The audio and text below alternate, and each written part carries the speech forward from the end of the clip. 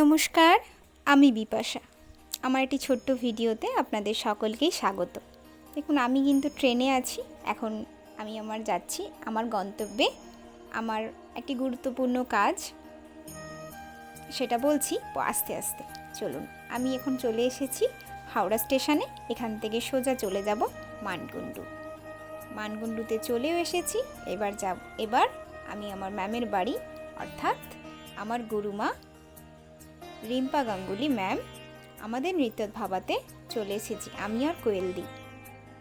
এবার আমরা যাচ্ছি। গিয়ে এই দেখো আমাদের সকলের প্রিয় পিমনি।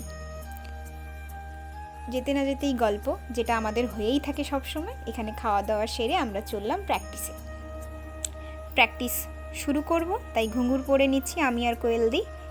রেডি হয়ে গেলাম প্র্যাকটিসের জন্য। প্র্যাকটিস করতে করতে একটা কথাই বলতে চাই, এখনো পর্যন্ত যাদেরকে আমি আমার বেস্টটুকু দিয়ে এফোর্ট দিয়েছি, তারাই কিন্তু আমার কাছ থেকে মুখটা ঘুরিয়ে নিয়েছে।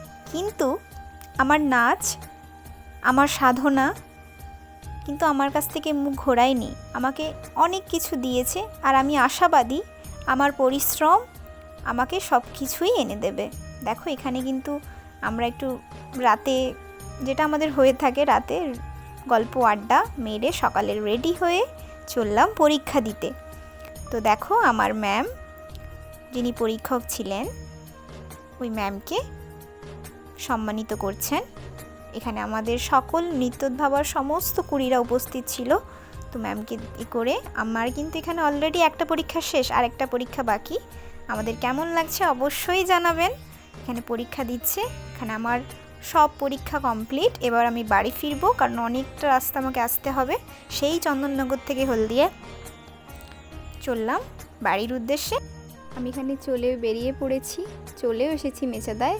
এবার আমার কিছু ফটো সেই দিনের দিলাম আমার ম্যাম, আমার জুনিয়র, সিনিয়র সবার সঙ্গে। ভিডিওটি ভালো লাগলে একটা লাইক করবেন। ধন্যবাদ।